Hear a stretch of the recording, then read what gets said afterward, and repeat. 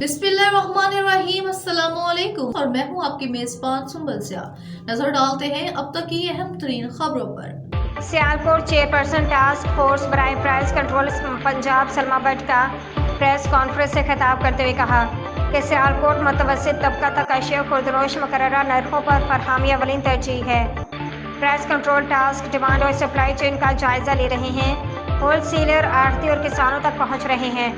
वज़ीर आला Punjab Maryam Nawaz Sharif high price का रोज़ाना की बुनियाद पर मॉनिटरिंग कर रही है।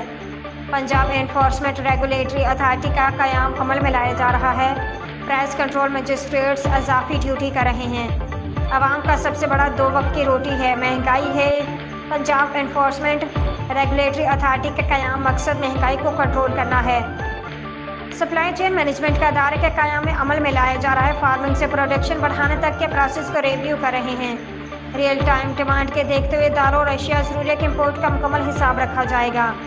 रिपोर्ट मोहम्मद खुर्रम मीर, सियालकोट।